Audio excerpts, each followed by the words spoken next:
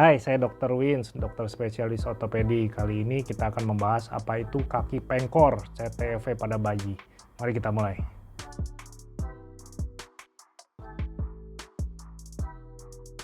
Kaki pengkor atau congenital talipes equinovarus, disingkatnya CTEV atau dikenal sebagai clubfoot, adalah kelainan kongenital yang menyebabkan deformitas kaki dengan karakteristik utama berupa equinus, varus, adduksi, dan cavus ya. Jadi bentuknya seperti gini nih. Ini kakinya gini ya. Gitu ke dalam. Biasanya gini sih kakinya, bentuknya ke dalam ya. CTEV terjadi pada sekitar 1-3 dari 1000 kelahiran hidup dan lebih sering ditemukan pada laki-laki dibandingkan perempuan dengan perbandingan 2:1 menurut penelitian Dobbs and Gurnett tahun 2009. Penyakit ini dapat bersifat idiopatik atau terkait dengan kondisi neuromuskular tertentu. Penanganan yang optimal sangat penting untuk menghindari kecacatan permanen dan memastikan pasien dapat berjalan secara normal. Penyebabnya atau etiologi dan patogenesis perjalanan penyakitnya. Meskipun etiologi CTEV belum sepenuhnya dipahami, beberapa faktor telah diidentifikasi sebagai penyebab potensial, termasuk faktor genetik, turunan ya, dan lingkungan. Studi pada kembar menunjukkan kontribusi faktor genetik yang signifikan, dengan resiko meningkat jika ada riwayat keluarga dengan CTEV. Itu juga menurut penelitian Gurnett et al. 2008. Faktor lingkungan seperti oligohydramnion dan posisi intrauterin yang abnormal juga diduga berperan dalam perkembangan deformitas. Itu posisi janin di dalam rahim ya. Kemudian secara patologi CTEV ditandai oleh kontraktur atau kekakuan ya, kekakuan pada kakinya ya. Ini kaki ya, kaku gitu. Kontraktur pada jaringan lunak di sekitar pergelangan kaki dan kaki, termasuk otot-otot gastrocnemius, soleus, tibialis posterior, serta ligamentum medial dan posterior. Itu otot-otot di sekitar kaki ya, sama jaringan lunak sekitar kaki. Terdapat juga abnormalitas tulang, terutama pada tulang talus. Talus itu di tulang di kaki, telapak kaki juga ya, yang menunjukkan deviasi medial dan plantar fleksi. Klasifikasi CTEV dapat diklasifikasikan menjadi beberapa kategori berdasarkan penyebabnya. 1. Idiopatik merupakan bentuk yang paling umum, terjadi tanpa adanya kondisi neuromuskular atau sindrom lain.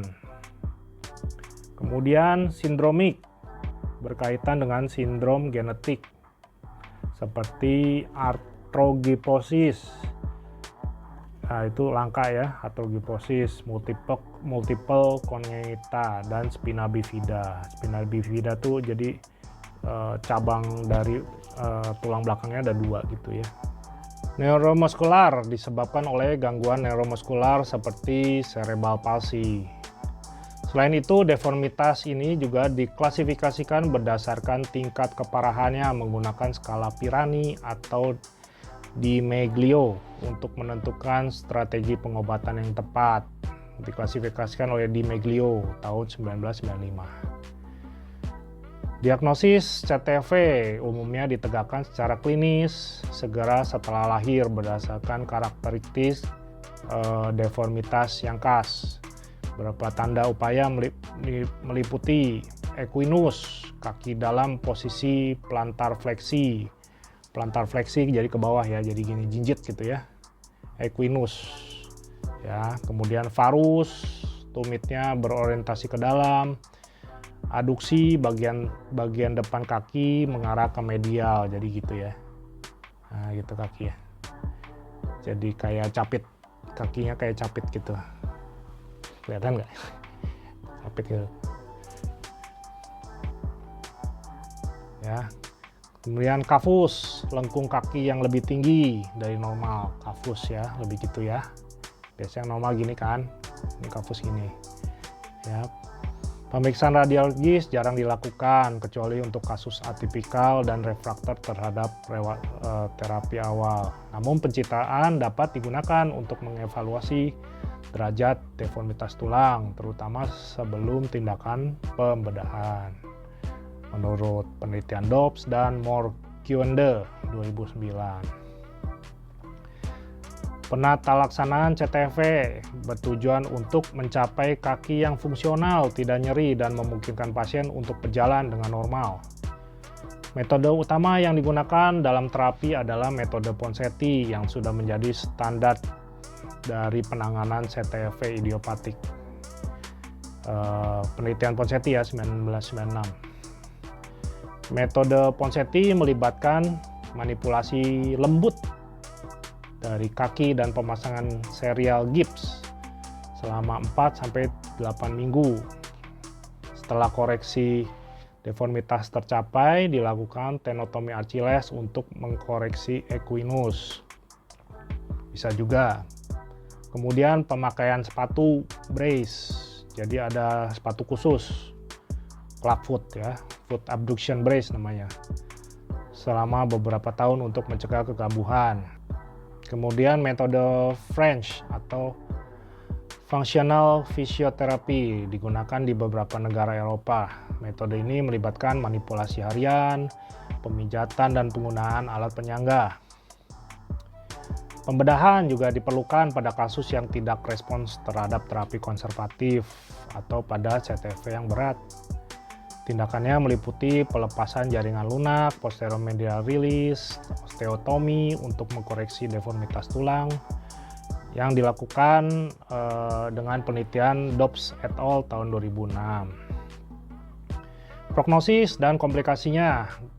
Dengan terapi yang tepat, sebagian besar pasien dapat mencapai fungsi kaki yang baik tanpa nyeri, namun tanpa pengobatan yang adekuat, CTV dapat menyebabkan disabilitas permanen. Kekambuhan merupakan komplikasi yang paling sering terjadi, terutama jika kepatuhan terhadap penggunaan brace tidak optimal. Pada kasus yang tidak teratasi dengan baik, pasien dapat mengalami nyeri kronis, gangguan gaya berjalan, dan artritis dini pada kaki. Jadi sendi-sendinya sakit ya. Menurut penelitian Morquende et al. Tahun 2004. Kesimpulannya, CTV adalah deformitas kongenital yang memerlukan penanganan segera untuk mencegah kecacatan permanen. Metode Ponseti merupakan terapi utama yang telah terbukti efektif dalam mengoreksi deformitas dengan risiko komplikasi yang minimal. Diagnosis dini dan kepatuhan terhadap terapi sangat penting dalam memastikan hasil yang optimal pada pasien. Tulis di kolom komentar jika ada pertanyaan. Saya Dr. Wins, dokter spesialis ortopedi. Sampai bertemu kembali di topik menarik selanjutnya.